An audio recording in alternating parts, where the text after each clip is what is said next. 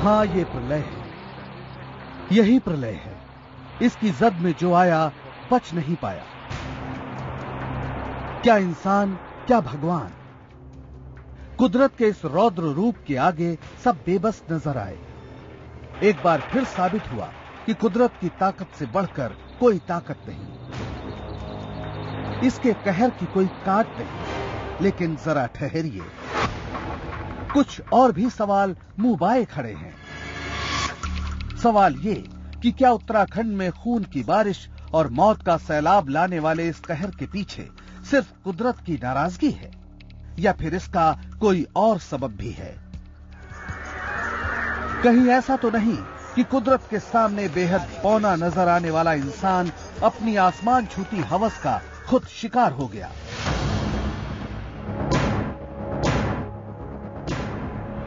कहीं ऐसा तो नहीं कि सदियों से तपस्वियों की तरह अटल खड़े पहाड़ों को इंसानी लालच ने इस कदर छलनी किया कि हर तरफ जहर के सोते फूट पड़े?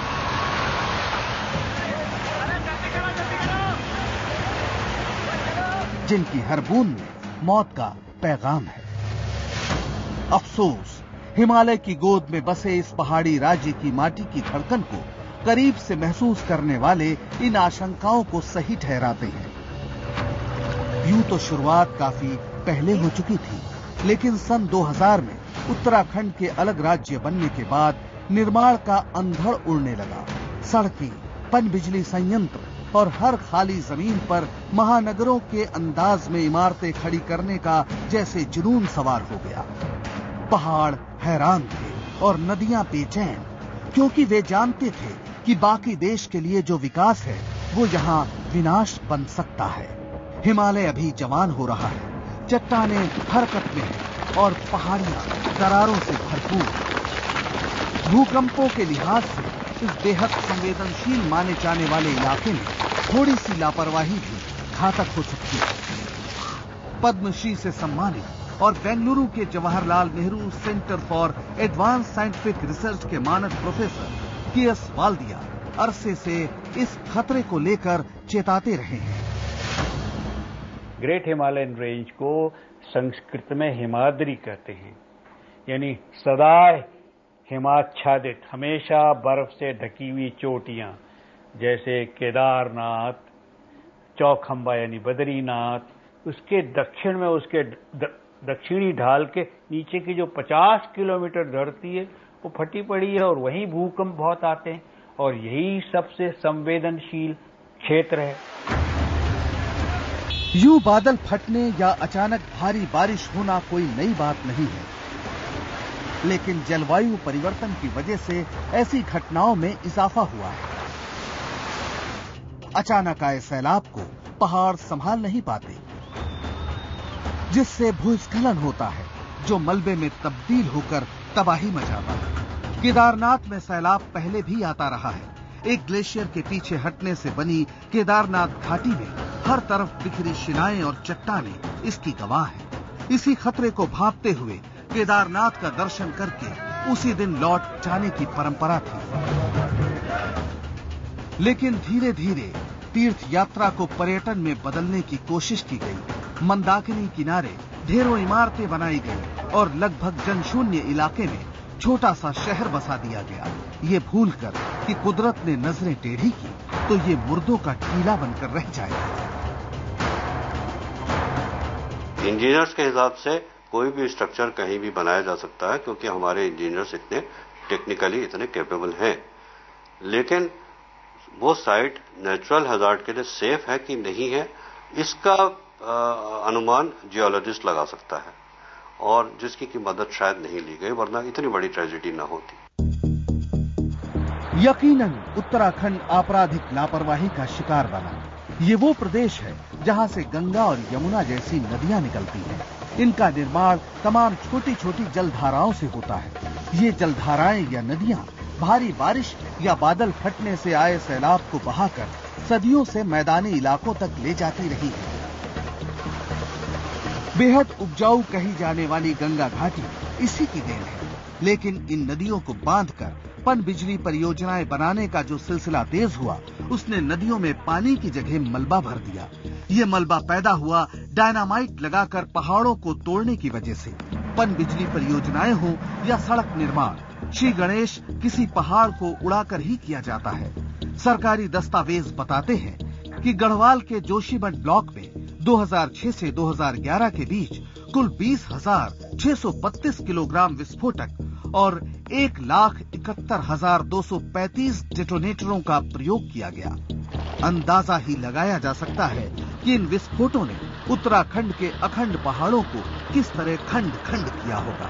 लेकिन विकास के नाम पर सबने आंखें मूंदे रखी, गोया कोई दूसरा रास्ता ही ना हो। उत्तराखंड को पावर चाहिए, इलेक्ट्रिसिटी चाहिए, डेवलपमेंट चाहिए, लेकिन 70 डैम बनाने की क्या जरूरत है उसके लिए?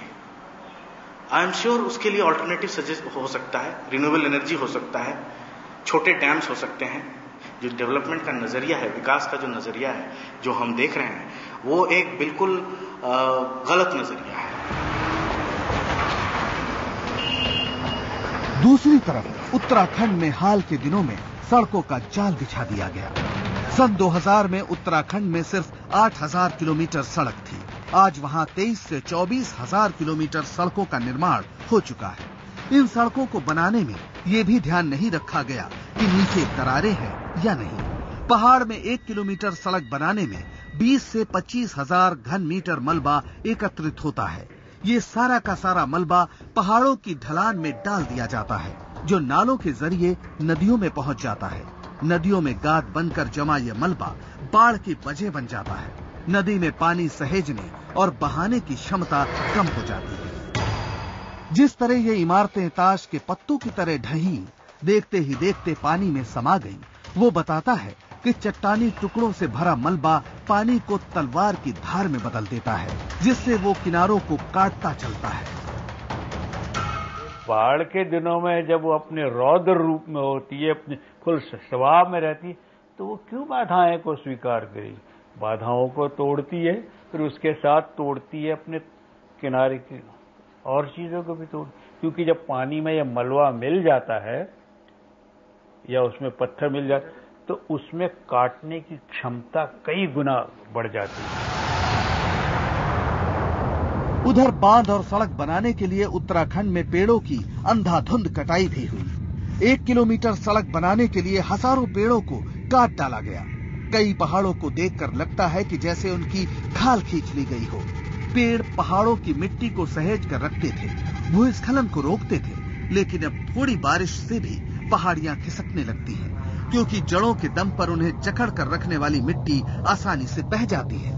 मलबे को नदियों में जाने से रोकने और पेड़ लगाने के लिए जैसी संवेदनशीलता होनी चाहिए थी, वो न सरकार ने दिखाई और न प्रशासन ने। नतीजा है भारी तबाही। ऐसी ही लापरवाही 4 धाम यात्रा को लेकर भी हुई। अमरनाथ यात्रा के लिए जैसे यात्रियों की तादाद निश्चित की जाती है, वैसा ही यहाँ भी होना चाहिए था। लेकिन सरकार ने फैसला किया कि देश भर के टूर ऑपरेटर जितने यात्रियों को चाहें उत्तराखंड भेज सकते हैं। पर्यटन से कमाई पर नजर रखते हुए सरकारों ने इस बात को नजरअंदाज कर दिया कि डायनामाइट से छलनी पहाड़ों में कितना बोझ उठाने की ताकत बची है। विज्ञानी बताते हैं कि वाहनों का भार इस इलाके में छोटे भूकंपों का अंतहीन सिलसिला लाता है। दिन में 10-10 हजार गाड़ियां चलती, तो जब भी कोई भारी गाड़ी जाती, भारी क्या, कोई भी गाड़ी, कोई भी वाहन जब चलता है, तो उससे एक माइक्रो अर्थक्वेक पैदा होते हैं, छोटे छोटे भूकंप। जितना भारी वाहन होगा, गाड़ी इतनी भारी होगी, उतना बड़ा भूकंप होगा। साफ है, उत्तराखंड की हालिया तबाही महज एक चेतावनी है। माफियाओं, नौकरशाहों और राजनेताओं के कॉकटेल ने उत्तराखंड में विकास के नाम पर जो विनाश लीला रची है, उसे समय रहते रोकना जरूरी है, वरना कुदरत ऐसा कहर बरपाएगी कि हवस के बारों की दास्तान सिर्फ दास्तानों में दर्ज होकर रह जाएगी। Bureau report.